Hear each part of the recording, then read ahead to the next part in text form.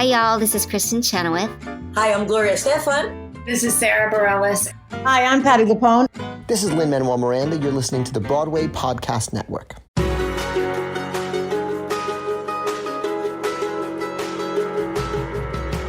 Welcome back to the Theater Podcast, intimate personal conversations with the industry's biggest names.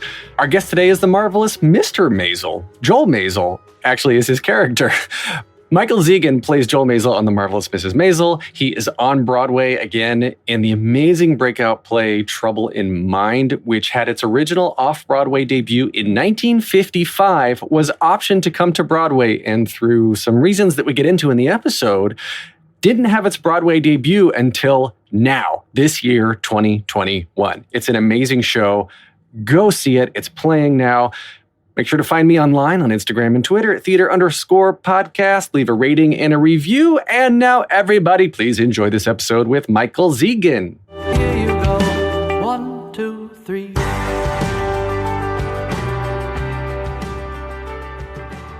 Our guest today may be most well known for his various roles on TV, including Joel Maisel on The Marvelous Mrs. Maisel and Damien Keefe on Rescue Me, in addition to various roles on Boardwalk Empire, The Walking Dead, and Girls. He also has lots of stage experience, having made his Broadway debut in A View from the Bridge from 2015, and he is currently on the Broadway stage again, opposite LaShawne's, in the amazing breakout play Trouble in Mind. Michael Zegen, welcome to the Theater Podcast. Thank you. Glad to be here.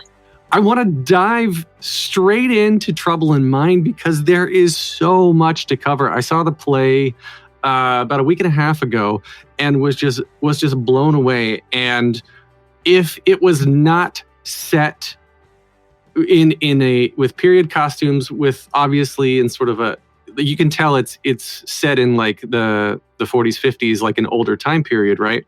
Because that's stylistically how it was presented. But if it was put on in a modern set with modern clothing, the story is very applicable to now.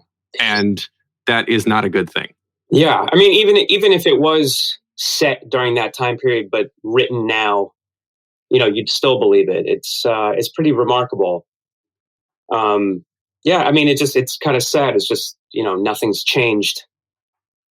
So for those who don't quite understand what we're talking about, yeah, Trouble in Mind, written by Alice Childress, is a playwright, and she was a Black woman playwright who, when was it originally written? The 1955. 1955, right? That's when the first incarnation of it was produced off Broadway. Right. So 1955, off-Broadway, was optioned to come to Broadway, and the white male producers wanted her to rewrite the ending to make white men your character seem more likable, more favorable, right. And she wouldn't do it. So now, after her death, here in 2021, is the Broadway premiere of her play written in 1955. Right. That is insane. And it's bittersweet.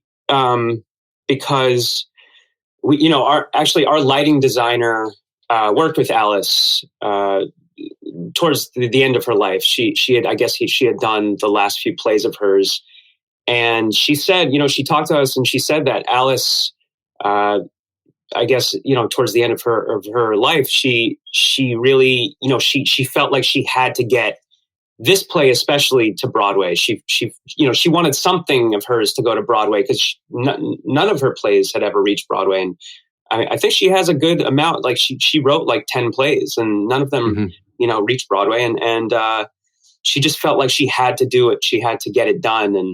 And she didn't. She died, but years, I think in 94. And So yeah, I mean it's bittersweet. It's a beautiful thing, but it is kind of sad that she didn't live to see it.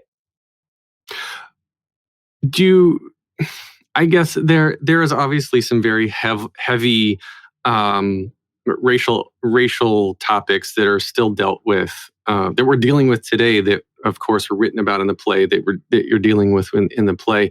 How, as a cast, like as real people, right, as Michael and LaShawne's and Chuck Cooper and the other amazing individuals in the cast, some white and some Black, how did all of you work with the production team to really approach this as individuals and still like, I guess for you, right? Your character of Al Manners is a product of the times. I don't want to say he's mean just to be mean, but he's mean because that's how white men acted at that time. So how did you all approach that as a cast and as individuals when creating the whole show? I mean, it's really all there on the page. There's not much I can do. We don't have the playwright in the room to kind of help us along. So it's really, you just kind of have to follow the script. I mean, yeah, sure, it's a product of the times. He is the kind of personification of white privilege. What little we know about him, and it's I guess it also helps having a Black director and Black actors, with us in the rehearsal room, so that somebody like me does feel okay with saying the things that I'm saying, because it would be tough if that wasn't the case. Right. When you see the play, you'll see. I mean, I say some horrible things. Right. And I guess there's this speaks to you as an actor too, because it comes across. I don't walk out of the play angry with you, angry with Al Manners. I walk out thinking as a more global, I guess a more existential topic of like, this has to change. We've literally 1955, this was written, and we're still dealing with these similar issues now. And it's really not that great. Sorry, for those who don't know what the play's about, it's about a play being put on. I mean, it's a play within a play. It's about this new play coming to Broadway, and it's the play itself. The play within the play is about a lynching in the South, and my character is this white director who's come from Hollywood to make his Broadway debut directing this play. And the play, has some big parts for Black actors, but the entire time, these Black actors are kind of lamenting the fact that they're relegated to stereotypes. Mm-hmm. And that's pretty much it. I mean, there's more to it, obviously, but that's kind of a little bit of a description. No, it's really interesting to see, especially the way that the different characters, the Black actors playing their characters, like Chuck Cooper's character, for example, is obviously affected by the racism, but he's an older guy who has just been like, well, screw it, I have to fit in, I have to just agree with everything, otherwise I'm never going to have a career. And so obviously there's that one moment that I don't want to spoil for people who haven't seen it, but that one moment where he gets real for a second and then just like, oh, okay, yeah, that's, not, this is my life, this is who I am. And it makes me so disappointed and so sad as a society, and in sort of the same way, like in a good way, in a reflective way, right? This is a story that needs to be told. And I am so unbelievably happy that this play by Alice Childress has finally made it to the Broadway stage. And so going back to you then, your career you started in 2004, I think, with a small part on The Sopranos, and you were 25, 26 at the time, I think, right? I was, it was, I was 23 when I did The Sopranos, but I got out of school in 2001, came to New York, and I started doing the Letterman show, actually. I was doing a character on the Letterman show. And, oh, really? Yeah, it was like a weekly gig. I didn't know it was going to be weekly at the time, but it ended up being weekly because he liked me. But I played Dwight the Troubled Teen. Oh, right. Yeah. So at what point in your childhood were did you have sort of that moment where you're like, I'm going to be an actor? And was it theater specific or was it TV film specific? I think, well, first of all, I can't remember a time when I didn't want to be an actor. I begged my parents to let me be an actor when I was 5 years old. I remember there was a kid in my elementary school who was doing all these commercials, and he was on soap operas and whatever. And so I was insanely jealous. He was in every toy commercial and cereal commercial, and I wanted that. So I think that's where it originally stemmed from. I'm also a middle child. Maybe that has something to do with it, you know. But yeah, I grew up in New Jersey, so we weren't that far from the city. My dad, before COVID, he commuted to the city every day because he's a lawyer, and it's like probably a 40-minute bus ride from Ridgewood, New Jersey. But yeah, so I begged them, but I guess my parents, they thought, they wanted me to have a normal life, which I understand in hindsight, but I would have had no regrets. But yeah, it was, I love everything. My parents always took me to theater, and they still see a lot of Broadway. They always took me to see everything. And I grew up doing musicals, doing these Saturday classes with all these kids. And I loved it. I loved it. So it wasn't necessarily a choice between mediums. I mean, I would have done anything. I grew up watching TV too. I love TV.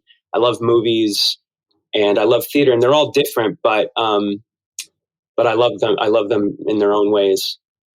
So I never had I just wanted to do it all. Well, you've got a very busy TV career now. Are you taking a break from TV and film to do Trouble in Mind on stage right now? Because the 8 show a week thing it's a commitment. Yeah, there's no time to do anything else. But I filmed this last season from January till July, till towards the end of July. Then I had I think 2 weeks off, and then I did a movie, and then right into the play. I didn't even have a day off. I wrapped the movie, and then the next day started the play. Wow. So it was a little it was a little hectic for a bit, but to be honest, I mean, after being off for so long, during the quarantine and everything, and not working, it just feels good. I don't need any breaks. I would like a day.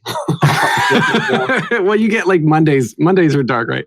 Yeah, you get Mondays, but it's just not enough sometimes. No, I know. And I would like a weekend, But it's not a bad thing. These are good problems to have. So you were in the middle of season 3 when COVID shut down production? No, we were done. We had finished season 3, and I was doing another play. I was doing Bob and Carol and Ted and Alice. Yes, for the new group, which was a Duncan Sheik musical. Mm-hmm. We got shut down, but we only had about a week left, so that was okay. We'd been doing it for months at that point, so I felt like we put in our time. I know people who were making their Broadway debut and got shut down and never to come back. So I feel very fortunate that we had done most of the run of that show. Yeah, I have told the story a couple times on the podcast. It was March 12th, 2020, right when Broadway got shut down. That was when 6 was supposed to open. Right. And 5 of the 6 queens were making their Broadway debuts. And luckily they all came, the show came back. But yeah, there were a lot of people that, whole productions that just got completely lost and canceled. So you are extremely busy. Obviously, you're saying you're fitting in whole stage productions in between filming this role that has become part of a show that's become very iconic to our culture and our zeitgeist now. And Rescue Me has been great. Sopranos has been great. Girls has been great. Sopranos, I had one little scene, but that's how I got my SAG card. And I was such a fan of the show. My parents were such fans of the show. It was season 5. So I'd watched the show, and then to be on it was crazy. But it was just a small part. I can't say I was a cast member of The Sopranos or anything like that. Oh no, I know. What I was getting at was that now actors can go their whole careers, their whole lives, and never get the opportunity that you have now, right? Because you've got a popular role in an extremely popular show, and it's going to lead you to it's opening. I assume it's opening more doors than you could have imagined previously, right? Yeah, I mean, I don't think I would have even gotten this play had I not been on Maisel. I know that. Well, I mean, I had worked for Roundabout before, but our director Charles, he hired me because of Maisel, because he loves that show and he thought I'd be right for it, and I happen to agree. But yeah, of course, it's certainly opened doors. It's a huge show, and I'm not taking it for granted. I realize how fortunate I am. So looking back then on 5-year-old Michael of want to be an actor, growing up doing musicals and whatnot, and now you're on the other side of it. You're established. You've got credits. You've got major credits and stage and screen and TV. And is it what you had expected it would be? And if not, I guess in a how different is it now than what you expected it would be as young Michael? I guess maybe young Michael would have thought it would have happened sooner. But that's just not reality. It's a hard business. It's a really tough business. And I went to Skidmore College, which is a great school and has a great theater department, but we don't have, or at the time they didn't have a showcase, for agents or anything like that. And these days, it's always been the case that getting an agent is really half the battle. If you want to start auditioning, you need somebody to get you the auditions, and finding that person is really tough. So having a showcase really helps you. And it took me a while to get an agent. So that was a setback. But yeah, I mean, I'm very thankful. Age really doesn't matter that much.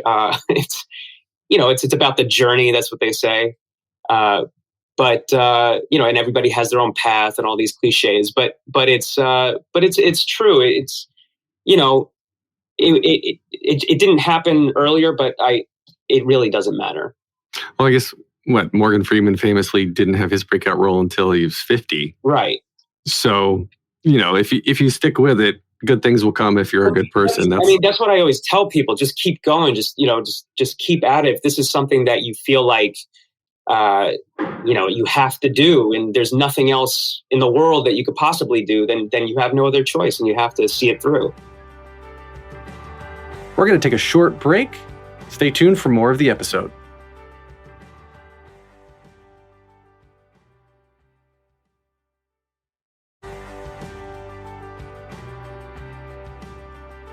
So going back to what you said about having it be difficult to find an agent, everybody has a different story. I'm so curious to hear yours, because some people just show up to New York being the star of their local production, and they're like, I'm here in New York, and then they get beat down and leave and don't understand the process of this being a business. This is show business. So I think you coming in and out of the city and being in New Jersey so close to the city, you have a different perspective of how to show up and realize what the steps are that are needed to get the agent. But I'm so curious as to how that happened for you. Well, I had a kind of a crash course in learning about agents, because I guess it was during my the summer going into my senior year of college. I found a job listing on Playbill.com, and it was as an intern for a casting director, and I got the job. Didn't pay at all. But, I just wanted to immerse myself in the business and see what that was like. And she happened to be a really big casting director, and she did some very, very large movies. And I was the intern, and I was the guy, on the camera, who was operating the video camera when all these people came into audition. And I learned so much just from being in that room and seeing what, she liked and or didn't like, and also just learning about agencies in general, learning about who the good agents are, who are the ones, who are not going to get their clients in the room. So it was so instrumental in my career, because then the following year I knew exactly who to write to. Not that any of them responded, but I just Because back in those days, it was like, send a headshot and resume and cover letter to these agencies, and maybe somebody will respond, and nobody did. But even people who I had talked to, not on a daily basis, but because these agents would call up the office and I'd talk to them, and they'd be all friendly trying to get their clients in, and I didn't know any better. I just thought I was making connections, and then when I was in college, I would write them and nobody responded. So it's all good. I'm sure they regret it now, but but yeah, I ran into, I guess it was also that summer. I ran into a friend of mine who I'd gone to high school with, who was older than me. And I ran into him at like a July 4th party, and we started talking, and he was like, "What are you doing now?" And I said, "I'm a theater major. I want to be an actor." And he was like, "Oh, well, I happen to work at a talent management company." It happened to be a management company for little kids in New Jersey. But he was like, "Do you want to audition?" And I said, "Yeah." And literally the next day, he sent me an audition for like a commercial, and that was it. That started it. And then when I graduated, he was sending me out, and I was going on all kinds of auditions, and that's really what's kind of started the whole thing. So I just had this one in, and it worked out. I think I got the Letterman show through him, and I was able to take it so far, and then I met somebody else and signed with them, and it was a little kids management company. I was 22 at the time, and I was just like, I need somebody who reps kind of adults, even though I looked like a little kid for all intents and purposes, but I wasn't, and I needed some adult management. You got a very healthy mustache going on right now. Right? I don't think I could have done this at that point, but yeah, the mustache. I grew a mustache once and never again because my wife didn't like it. Yeah, this I don't mind it, but I'm ready for it to be gone. Is Joel Maisel going to have a mustache in the next season? No. Apparently, well, Amy Sherman Palladino came to the show, and apparently she was not a fan of the mustache. So that's funny. I don't think it's in the cards. How much of the business, and you've got such a TV heavy list of credits, which I think I was going to say I find it interesting, but I think it's all, like you said, it's more about circumstance and just embracing opportunity as it comes to you. And do you want to do more theater and musical theater specifically at all, or are you kind of happy with the trajectory that you're on right now of being more TV focused? Honestly, I just want to do good work. I don't really. It doesn't matter to me whether it's a play or TV or film. I just want to do something that's good, and I want to work with great people. I want to work with great directors, actors, writers. So for me, it's I mean, let's be honest. Like theater it's tough. It's all tough. They're all tough in their own ways. But theater is it's a grind. It's 8 shows a week. The rehearsal process. It's 8 hours a day. Mm-hmm. It's hard. It's really, really hard. And there are just some days you're just like, no, I don't want to do this tonight, And everybody feels like that. It's not just me. It's, you go to the theater and everybody's like, oh God, let's just get through this. And that doesn't mean we phone it in, of course not. I bring it every night, but it's tough. It's tiring. It's exhausting. And especially this play and my character in this play. And to do 2 of these shows a day is never easy. I don't care what play it is.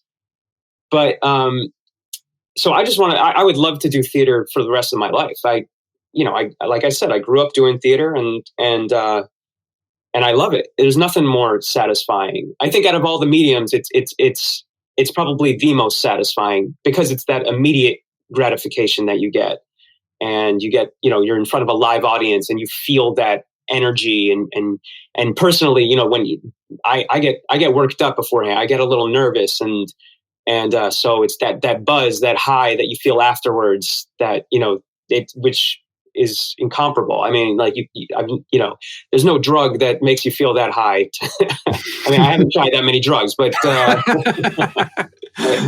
but I imagine. I mean, it's just a great feeling when and you just feel like you accomplished something, and especially when they like it. When the audience doesn't like it, that's a different story. But yeah, I just want to keep doing it forever. But I do need breaks in between. Right. In theater, you need at least a year. But in terms of musical theater, maybe, yeah, sure. I did, like I said, I did Bob and Carol and Ted and Alice, and it was. I mean, I don't read music. I can't read music, so it was a little tough for me learning harmonies and stuff like that. But I wanted, when I got offered the part, I'd worked with the new group before, and I love working with them. And Duncan Sheik, I saw Spring Awakening 4 times. Amazing. And so to be able to work with him was great. And it was also just a challenge to myself, and it scared me. And I've said it before, but like, you, as an actor, you want to be scared. You want to do things that scare you. And it's only going to make you better as an actor. It's only going to make you, more fearless. And I think all great actors are fearless. So it just builds confidence. I can do that. I did it. I did a musical. I did a professional musical in New York. I could say that now. And that was something that was always on my bucket list. But yeah, I mean, if something comes along, I would love to. I'm not like a singer per se. I'm not, I'm not, there are certainly people with better voices than me, but I can carry a tune, and people might say otherwise, but it's owning what makes you, what makes you unique. And that's all the successful people, yourself included, that I've talked to, it's all about making choices, sticking with it. And I want to actually see if you said all great actors are fearless. I want to sort of see if you would agree to change that to say all great actors embrace their fear. Because like you said, you get nervous before you go on. Yeah, I mean, sure. Yes, that makes more sense. But to the general public, they seem fearless. Right. And that's maybe that's part of the acting, right? This is, and I like the social media aspect to an extent of being more able to access, the celebrities that people put on pedestals in the past, right? Because I think it's really great when people talk about their own personal mental health struggles, or are saying, you have these big Broadway actors per se that are like, I got to call out of the show tonight. I'm exhausted. I need a break. And it makes everyone remember that everybody's still human. At the end of the day, these are jobs. And like you just said, you get tired. You need breaks. You want a day off. That's no different from anybody else. No, I'm not a huge social media fan, but when you put it like that, sure. But to be honest, I mean, most people on social media, I would say, are not great role models. Probably not. But yeah, I mean, sure. That's great. And it's great when people can connect to people who are famous or whatnot, and see that they are human. But yeah, I do. It's tough. It's all tough. Like even movies. I mean, you have to, or TV. Maisel. This year, especially because of the COVID rules, we had to be there. When we were filming, we had to be there like even earlier than we normally had to. So there were times I was waking up at 3:30 in the morning, and because I had to be picked up at 4:30. And then you have to act all day. Like, how do you do that? And then the next, I mean, Rachel Brosnahan, she just has, it's obviously the role of a lifetime, but she's got a horrible schedule. I mean, it's like she films, almost every day. Yeah. And she has, so clearly she has to wake up super early, and she has to know her lines. And it's like she has somebody on set who just runs lines with her for the next day, while she's shooting whatever scene she's doing, she's running lines for the next day because she has to. And on Maisel, everything has to be word perfect, kind of like a play. Mm-hmm. It has to be word perfect. There's no, if you say that instead of the, you get a note. and rightly so. I mean, it's so well written. We have the best writers in the business on this show with Amy Sherman Palladino and Dan Palladino, and so I have no problem with that. I'm fine with improv, but like, it takes a little pressure off of you where it's, sometimes you're doing something like a movie or a TV show where they say, oh yeah, just improvise this. And it's like, oh God, like what do I say? I want to be funny. I want to make a good impression, so that takes some pressure off of you. But yeah, it's a tough, that's a tough job. What do you do to focus on yourself when you have quiet moments, when you do find the time for some downtime? What do you do to recharge? What do I do? I don't know. It's been a while since I've been able to recharge. I love TV. I love watching TV. I like walking around the city, listening to, with my AirPods in, listening to music. I go to the gym. That's nice. I've been slacking on the gym. But yeah, I mean, I try writing. I've been trying to put together some projects that hopefully, that's the next step in my career. Oh, that's cool. I was going to ask if I don't know why this occurred to me. I was going to ask if you wanted to get into the writing directing, because something you said earlier sort of hinted at that. But what do you write? Like, what kind of topic? Well, I've got a few projects that I'm working on now. I don't want to give anything away. Like sci-fi or no, and not period sci-fi, pieces. I'm not opposed to any kind of genre. But yeah, I wrote a romantic comedy that unfortunately is on the back burner now because another actor, a more famous actor, wrote a very similar script, and they're making that. So that was kind of unfortunate. And that's happened a few times. So I where, I'll write something and then literally, the next week find out that somebody's doing it. And it's like, it actually happened with Miasel. I wrote a script right before Miasel about a 17-year-old kid who's a stand-up comic. And this took place in the 1970s. And he was performing in the West Village, behind his parents' back. And he was a Jewish comic. I mean, it had a lot of similarities, and I'd finished that. I was still tinkering with it, but it was good. It was funny, and then I got the audition for Miasel, and I was like, oh God, and I knew I wanted Miasel, and so I just decided, all right, well, obviously after I got Miasel, I can't make this, so that was that. But yeah, it's happened a bunch of times where I've basically come up with something, and then somebody else, I wouldn't say steals it, because there's no possible way they could have stolen it, but somebody else comes up with something very similar. Mm. And my friend recently said to me that I was cursed, but I don't see it as a curse. I see it as a blessing, to be honest. I just need to move faster. So yeah. So now I've got a few things that I'm doing at the same time, so that if another one, is stolen, then I've got another one right behind it. That's really interesting. I always sort of wonder about that, but I think actually you're right. I have a friend that sold a screenplay to a big production company, and they were gearing up for pre-production, and then another company came out with such a similar story that they're like, well, can't do this one now.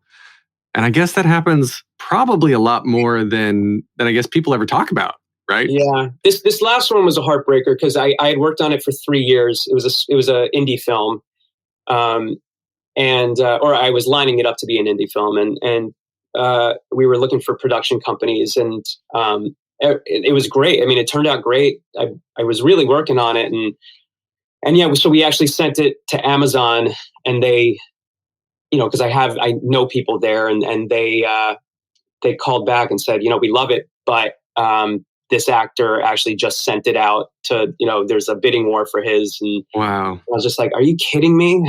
And then they sent me his script, and I read it, and it was different, but it was the same theme that, and it's hard to, I don't want mine to be the poor man's version of his. So right. So it's on the back burner for now.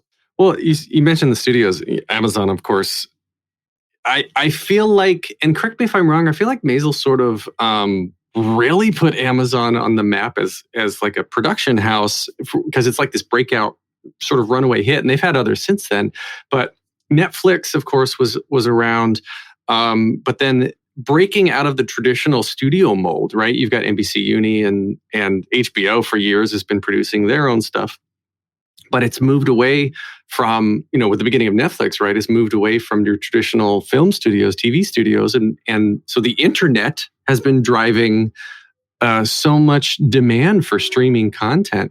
And given your experience with working with traditional studios and now working with Amazon and online studios, is it all the same from your perspective? Or has anything changed as things have gone more and more for streaming only? I personally haven't noticed any difference. It's still all a business, I've been lucky that I've worked on some really special shows, and I feel like on the shows that I've worked on, the creatives involved have kind of had free reign, which I don't really know the other side of that. I've worked on, you had mentioned shows that I've worked on, like Boardwalk Empire and Girls and Maisel. And these are shows with, I guess, people in charge who have great track records. I mean, Lena Dunham, didn't necessarily have a track record, but she's clearly a genius and she knows what she's doing. And so I think HBO is just like, go do your thing. But Terrence Winter, who was the showrunner on Boardwalk, he had done Sopranos, and he had a great pedigree as well. So yeah, and with Maisel, I mean, I think Amazon is just happy to be in the Amy Sherman Palladino business, and they just kind of let her do her thing, and the show has gotten bigger and bigger every year, which is remarkable because I had no idea that it was going to be on par with Game of Thrones in terms of in terms of kind of I guess the scope of it. I had no idea. The first episode, I read it, I loved it, I thought it was hilarious, and then I guess when I showed up to set, you see, I mean, it wasn't as big then, but you saw all the cars and everything, and that's going to cost some money, and you see what they're doing to building sets and stuff like that, and it's like, oh, okay, this is going to be kind of big. But then it just got bigger and bigger and bigger. Flying to Paris and Miami and all this stuff, and just the fact that the sets that they do build for Maisel now. I mean, back then they were in the pilot, the Maisel apartment, for example. We filmed it on the Upper West Side. We filmed it in some building off of Riverside Drive, and they renovated it. And I guess it was kind of some old apartment that they renovated and turned it into this 1950s huge apartment. But they for the second episode, they rebuilt it in the soundstage. They took all the measurements and they literally rebuilt it to a T on the soundstage. Yeah, so it's pretty remarkable. Well, filming in New York is hard. We've already waited for sirens in this interview, once or twice. Right. Well, yeah. So, in a soundstage, you don't hear anything. Right. But yeah, I mean, it's pretty incredible, and then it's just gotten bigger and bigger every year. Yeah, wait till you see this season. I mean, I can't believe some of the stuff they built for this season. It blows your mind. Well, I'm very excited. So obviously, we'll catch Maisel when that drops. Go see you in Trouble in Mind at the American Airlines Theater, playing through January, the beginning of January. And can we find you online anywhere? You said you don't like social media very much, but are you on? Yeah, it's a necessary evil. I'm at Michael Zegen at Instagram or on Instagram. I would advise against following me on Twitter, but yeah, I don't really use Twitter much either. Okay, so the three closing questions that I ask everybody to wrap up the episodes. The first one, just very simply, is what motivates you? Well, like I said before, fear. It's whatever scares me is kind of what I want to move towards. Oh, I love that. All right.